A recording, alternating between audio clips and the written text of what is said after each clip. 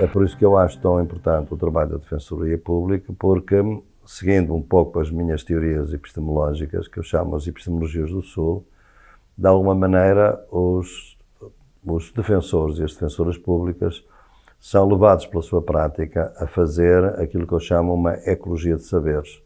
Isto é, eles têm que combinar o saber técnico com o saber popular, que é aquele que eles recolhem. E esse saber não é mera informação, é um saber outro, é um saber que tem autonomia, é um saber que tem validade.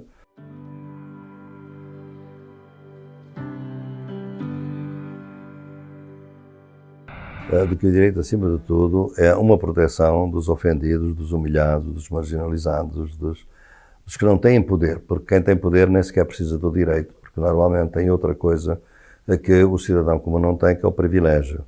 E, portanto, eu costumo distinguir no meu trabalho essas três sociedades civis. Há uma sociedade civil íntima, que é aquela que tem os privilégios, nem precisa do direito. Para quê? Porque tem direito de acesso ao poder, por isso é que eu lhe chamo íntima. Depois há a sociedade civil estranha, que é aquela de todos nós, em que, para vermos, enfim, protegido o nosso direito, temos que recorrer aos tribunais, à Defensoria Pública. E depois há a sociedade civil incivil, que são aqueles que estão, como eu digo, do outro lado da linha abissal, que muitas vezes a sociedade discrimina por razões raciais ou sexuais, ou de orientação sexual, e que, portanto, não são considerados verdadeiramente gente. E, portanto, aí, de facto, essa humanidade, essa subhumanidade, só pode ser trazida através de uma consideração muito nova e muito intensa dos próprios direitos humanos.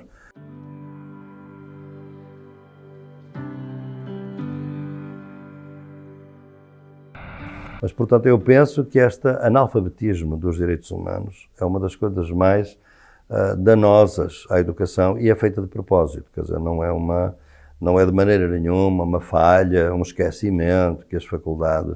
Não, é porque ela contesta o direito positivo, muitas vezes, contesta o positivismo como lógica de que só o direito posto e imposto é que vale. Os direitos humanos não são verdadeiramente direitos, porque não são justiciáveis, digamos assim, é assim que eles defendem os positivistas, e, portanto, criou-se um analfabetismo e isso traz com isso o quê?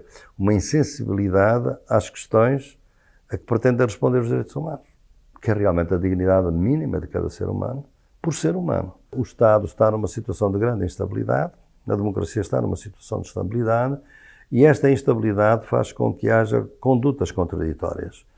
Por um lado, temos um STF que procura repor a Constituição, por outro lado, invade simplesmente a embaixada de um país com violação do direito internacional.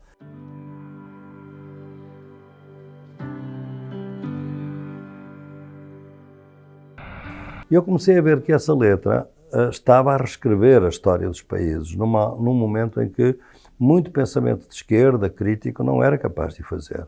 Foram eles que voltaram, por exemplo, quando eu digo hoje que o colonialismo existe, isso advém-me do meu trabalho com os povos indígenas, porque sempre que eu trabalho com os povos indígenas ou quilombolas, nenhum deles, as comunidades, ninguém tem dúvidas de que existe colonialismo, que realmente muitas vezes são vítimas de preconceitos típicos do colonialismo. Não é? Vimos isso, aliás, agora também na Bolívia, onde eu tenho trabalhado bastante.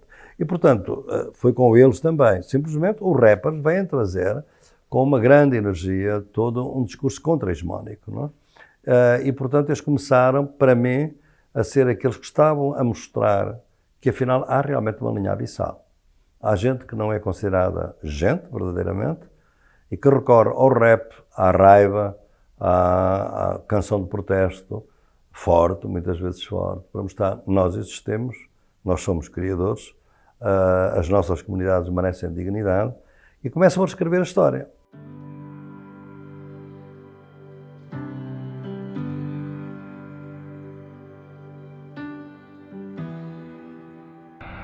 O Estado brasileiro está numa situação de grande stress institucional e com muita contradição interna, não é? Portanto, isto é evidente que é um convite a que o trabalho da Defensoria, se ele quiser ser ativo no sentido de promover o primado do direito e defender a democracia, tem que ser por vezes contra-hegemónico, isto até que tem que ir contra certos interesses que, apesar de serem poderosos, são ilegais e, portanto, não deixam de ser ilegais pelo facto de serem mais poderosos. Portanto, eu prevejo que vai ser um período muito importante para a Defensoria Pública e ela deve se manter muito unida, e estas associações são absolutamente fundamentais, porque normalmente é fácil neutralizar um indivíduo, um defensor ou uma defensora. É muito mais difícil quando eles estão organizados coletivamente.